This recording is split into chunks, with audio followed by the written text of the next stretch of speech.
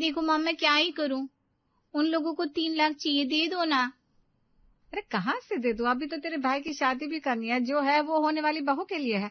तुझे क्या दे दे बेटा, इतना तो दे दिया। क्या दे दिया? अरे किया ही क्या है मेरे लिए। शर्म कर बेटा, ऐसी भी कोई बेटी होती है जो माँ बाप के पैसे खर्च करवाए। अरे लड़कियां तो माँ पिता की इज्जत संभालती है ससुराल में, तेरे जैसा नहीं आ जाए रोज रोज मानने के लिए। पिताजी, आप भी ना हमेशा मुझे ही सुनाते हो। क्या मैं कोई गैर हूँ इस घर की? मेरा भी हक है ना इस घर पर। हक? हक की बात करती है बेटा, हक वो मांगता है जो कुछ देता भी हो। तूने दिया क्या है हमें अब तक?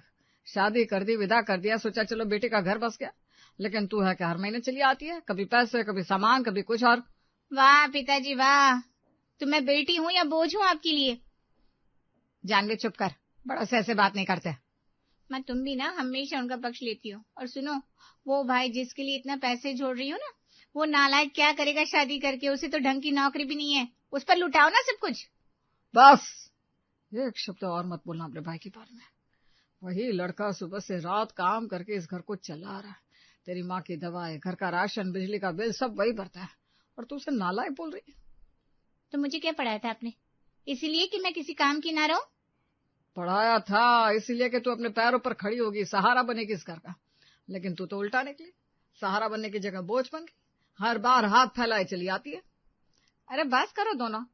जानवी बेटा सुन मेरी बात, तेरे पिता गलत नहीं कह रहे, हम देना चाहते हैं तुझे, लेकिन अभी सच में हमारे पास नहीं है, थोड़ा समय हमें भी। पापा आप समझते नहीं, वो लोग बहुत तंग कर रहे हैं मुझे, रोज झगड़ा होता है घर में, मैं क्या करूं, कहाँ जाऊं? मायके के अलावा मेरा और है ही कौन? जानवी की आवाज भर गई, आंखों से आंसू बह निकले।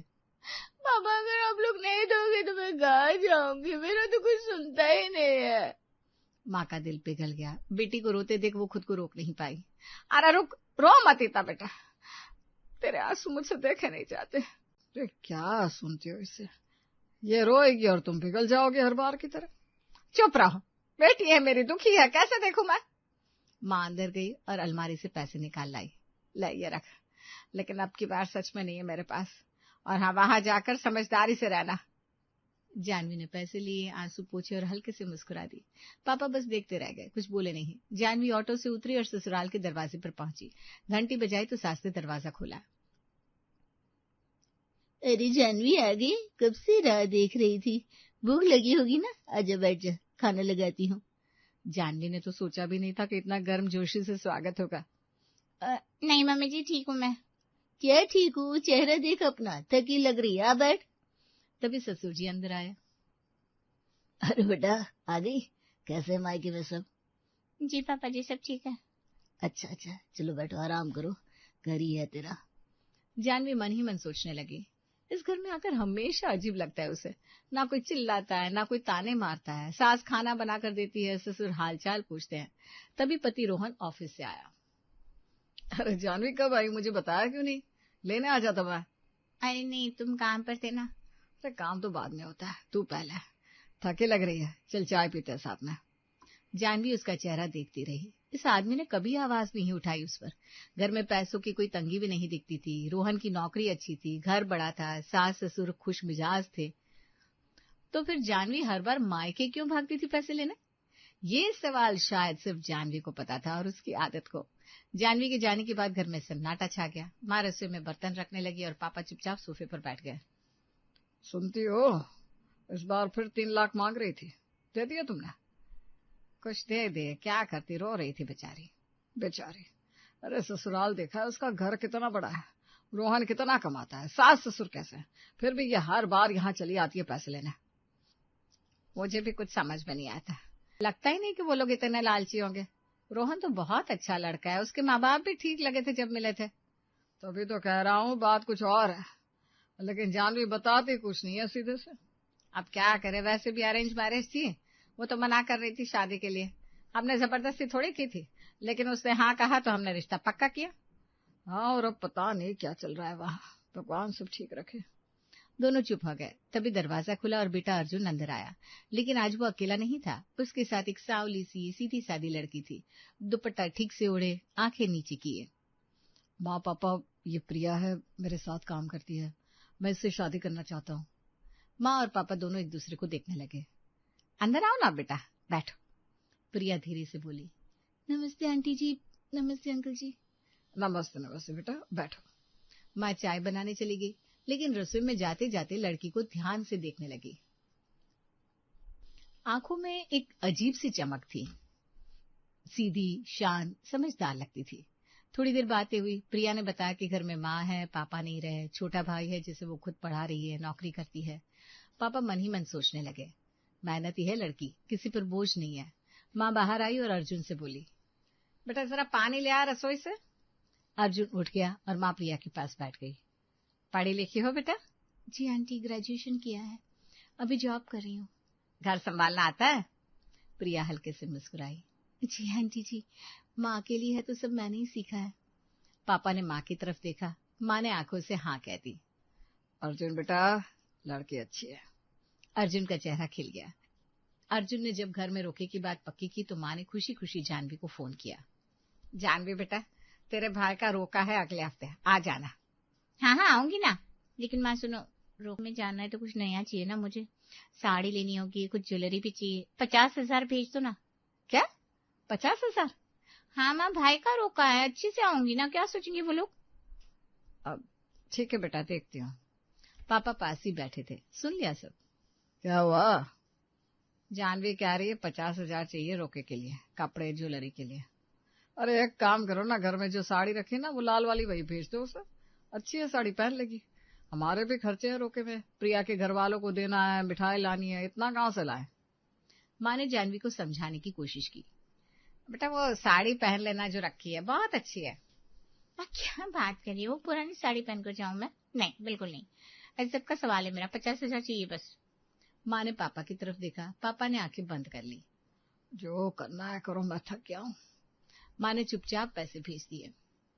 रोके का दिन आया। जानवी अपनी सास और रोहन के साथ आई। नई साड़ी, नई ज्वेलरी, चेहरे पर रौनक।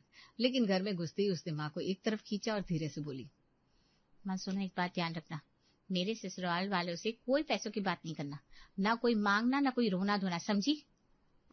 अरे बेटा पूछे तो सही, क्यों हमेशा पैसा सामान मांगते रहते हो, क्या कमी है आखिर? माँ मैं जानती हूँ तुम्हें, बस चुप रहना, पापा को भी बोल देना। माँ के मुंह से कुछ नहीं निकला, वो बस देखती रह गई। वही बेटी जो खुद हर बार हाथ फैलाए चली आती थी, आज अपने घर वालों को चुप रहने की हिदायत दे रही थी। रोके के बाद जानवी ससुराल लौट आई, लेकिन चेहरे पर उदासी साफ दिख रही थी। खाना खाया तो आधा छोड़ दिया। रोहन ने पूछा तो बोली सिर दर्द है। सास ने देखा, चुप नहीं रह पाई। जानवी बेटा, क्या हुआ? कब से देख रही हूँ, कुछ परेशान लग रही है तू। कुछ नहीं मम्मी जी। बेटा मुझसे छुपाएगी, बता क्या बात है। जानवी की आंखें भर आई। मम्मी जी, भाई की शादी है, पापा के पास पैसे कम पड़ रहे हैं, मैं कुछ कर नहीं पा रही, बस यही सोचती रहती हूँ। सास ने उसका हाथ थाम लिया। बस इतनी सी बात? अरे क्यों इतनी चिंता करती है, चल पापा जी से बात करते हैं। शाम को ससुर जी बाहर से आए तो सास ने उन्हें सब बता दिया। ससुर जी चुपचाप सुनते रहे, फिर जानवी को बुलाया। बेटा इधर आ, बैठ। जानवी धीरे से सामने बैठ गई। तेरे भाई की शादी में कितने पैसे चाहिए? पापा जी आप क्यों? मैंने पूछा कितने चाहिए। 5 लाख के आसपास। ठीक है, कल मैं दे दूंगा, तू चिंता मत कर। जानवी की आंखें चौड़ी हो गई। पापा जी सच में? हाँ बेटा, तू हमारी बेटी है, तेरा भाई हमारा भी तो है। जानवी खुश हो गई, लेकिन फिर एकदम से रुकी। पापा जी एक बात है, अब मेरे पापा को मत बताना कि पैसे आपने दिए हैं। क्यों बेटा? वो बहुत खुददार है, अगर पता चला कि बेटी के ससुराल से पैसे आए तो वो लेंगे ही नहीं और मन में बुरा मान लेंगे।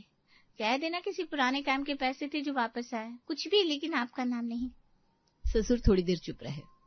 ठीक है बेटा, जैसा तू कहे। जानवी ने राहत की सांस ली, लेकिन ससुर के मन में एक अजीब सा सवाल घर कर गया। जो बेटी अपने पापा की खुददारी की इतनी फिक्र करती है, तो पिता ने उससे बात ही क्यों करी? एक शाम जानवी के मम्मी पापा ससुराल आए। हाथ में मिठाई का डब्बा और शादी का कार्ड था। कार्ड भी एकदम भारी भरकम वेलवेट का, सोने की छपाई वाला। आइए आइए बैठिए। मिठाई लीजिए, अर्जुन की शादी का कार्ड लेकर आए हैं। सास ने कार्ड हाथ में लिया, खोला तो आंखें थोड़ी चौड़ी हो गई। वाह, बहुत सुंदर कार्ड है। अरे कार्ड तो कुछ नहीं, शादी देखिएगा आप लोग। फार्म हाउस बुक किया है बाहर की तरफ, 3 दिन का फंक्शन है, मेहंदी, संगीत, फिर शादी। डेकोरेशन वाले को अलग से बुलाया है दिल्ली से, कैटरिंग भी बड़ी कंपनी से किया है। ससुर ने एक नजर सास की तरफ डाली। और बैंड बाजा भी घोड़ी के साथ चलेगा। अर्जुन बेटे को कम नहीं करना कुछ भी। बिल्कुल सही, एक ही बेटा है हमारा, दिल खोलकर करेंगे शादी। बहुत अच्छे, बहुत अच्छा। थोड़ी देर बाद चाय पानी हुआ, बात हुई, फिर जानवी के मम्मी पापा चले गए। दरवाजा बंद हुआ तो ससुर जी सोफे पर बैठ गए। कार्ड हाथ में था, उसे पलटते रहे। सुनते हो? हाँ, सुन रहा हूँ। एक तरफ जानवी रो रही थी, पैसे नहीं है, भाई की शादी नहीं होगी, और दूसरी तरफ फार्म हाउस, 3 दिन का फंक्शन, बड़ी कैटरिंग, ये सब कहाँ से आया? यही तो सोच रहा हूँ मैं भी। हमने 5 लाख दिए, वो भी इसलिए कि बेचारों के पास कुछ नहीं है, और ये लोग तो इतनी शानो शौकत वाली शादी कर रहे। देखो, हो सकता है कहीं से इंतजाम हो गया हो। कैसा इंतजाम? और जानवी ने बोला था कि आपका नाम मत बताना। अब समझ में आ रहा है क्यों बोला था। ससुर चुप रहे। मुझे तो लगता है हम लोगों के साथ कुछ गड़बड़ हुई है। ससुर ने कार्ड टेबल पर रखा और धीरे से बोले, बेटी है जानवी हमारी, लेकिन अब आंखें खुली रखनी होंगी। शादी से कुछ दिन पहले जानवी मायके आई, चेहरे पर वही पुराना उतरा हुआ भाव। अरे आगे बेटा, सब ठीक है ना? माँ एक बात करनी थी, बैठो। पापा भी आ गए। वो रोहन कह रहा है उसे स्पोर्ट्स बाइक चाहिए। मतलब शादी में आएगा तो बाइक लेकर, वरना नहीं आएगा। पापा एकदम से खड़े हो गए। क्या? ये क्या बात हुई? दामाद है वो, शादी में आना उसका फर्ज है, बाइक क्या होती है बीच में? पापा अब समझते नहीं, उसे शौक है, बस एक बार दे दो ना। बिल्कुल नहीं, ये दहेज है सीधा सीधा, मैं नहीं दूंगा। पापा प्लीज, अर्जुन की शादी है, सब खराब मत करो। मैं खराब कर रहा हूँ? वो नहीं आएगा शादी में तो वो खराब कर रहा है। काफी देर बहस होती रही, जानवी रोने लगी, पापा अड़े रहे। तभी माँ बीच में आई। सुनो एक मिनट, समझो जरा, इकलौता दामाद है हमारा, शादी में नहीं आया तो जमाना क्या कहेगा? लोग हमसे पूछेंगे जवाई कहाँ है, तो क्या जवाब देंगे हम? तो क्या हर बार डरते रहे इनसे? इज्जत का सवाल है, दे दो इस बार भगवान के लिए। पापा ने दीवार की तरफ देखा, मुट्ठी भींच ली। जो हो करना है करो। माँ ने चुपचाप पैसे निकाले। जानवी के होठों पर हल्की सी मुस्कान आई जो किसी ने नहीं देखी। शादी में अभी कुछ दिन बाकी थे। जानवी शाम को सास के पास आकर बैठ गई, चेहरे पर वही उदास भाव। क्या हुआ फिर? मम्मी जी एक बात थी, होने वाली भाभी को ज्वेलरी देनी है ना शादी में। मम्मी पापा के पास पैसे नहीं है इस वक्त, तो मैं सोच रही थी मेरी जो ज्वेलरी है वही दे दूं भाभी को। सास ने एक नजर उसे देखा। बस आप कह दो कि ठीक है तो मैं अपनी ज्वेलरी दे दूंगी। मतलब तू चाहती है मैं हाँ बोलूं और तू अपनी ज्वेलरी दे दे? हाँ मम्मी जी।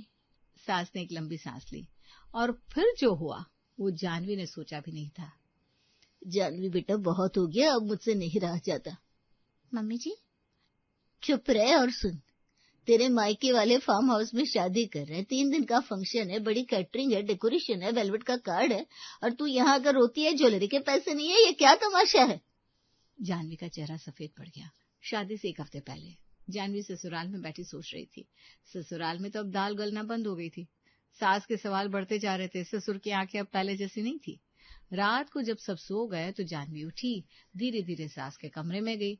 अलमारी का वो कोना जानती थी वो। सास की ज्वेलरी वहीं रखी थी। हाथ डाला, 4-5 ज्वेलरी के सेट निकाले, दुपट्टे में लपेटे और वापस अपने कमरे में आ गई। सास को पता भी नहीं चला। असल में पिछले कुछ महीनों से एक और बात हो रही थी जो किसी ने ध्यान नहीं दी थी। जानवी बीच बीच में गायब होने लगी थी। कभी 2 दिन ससुराल से गायब, कभी 3 दिन मायके से नदारद। फोन करो तो या तो बंद आता या बिजी। एक बार माँ ने पूरा दिन फोन किया। जानवी कहाँ है तू, सुबह से फोन बंद है? अरे मैं बाजार गई थी, नेटवर्क नहीं था। कौन सा बाजार जहाँ पूरे दिन नेटवर्क ना हो? माँ तुम भी ना हर बात में शक। शक नहीं बेटा, फिक्र होती है ना। अरे सब ठीक है, रखती हूँ। फोन कट गया। पापा को भी कुछ अजीब लग रहा था। एक शाम जब जानवी मायके आई तो पापा ने बिठाया। जानवी सीधे सीधे बात कर मुझसे, सब ठीक है ना? हाँ पापा बिल्कुल ठीक है। रोहन, तेरे सास ससुर सब ठीक है? हाँ, पर आप ऐसा क्यों पूछ रहे हैं? बेटा तू बीच बीच में कहाँ चली जाती है? ना ससुराल में होती है, ना यहाँ, फोन भी नहीं उठाती। पापा अरे सहेली के यहाँ गई थी, इसमें इतना क्या है? जानवी बाप हूँ मैं तेरा, आंखें है मेरी, सुधर जा बेटा, जो कर रही है वो ठीक नहीं है। जानवी एकदम से खड़ी हो गई। मतलब क्या है आपका? मैं क्या कर रही हूँ? हमेशा मुझ पर ही शक। बेटा तेरे पापा गलत नहीं कह रहे, तू कुछ बदली बदली लग रही है आजकल। मैं तुम भी उनके साथ होगी, मैं बिल्कुल ठीक हूँ, सब ठीक है। बस घर की जिम्मेदारियां हैं, इसलिए व्यस्त रहती हूँ। माँ और पापा ने एक दूसरे को देखा। पापा की आंखों में कुछ था, एक अनजाना डर, एक बाप का डर।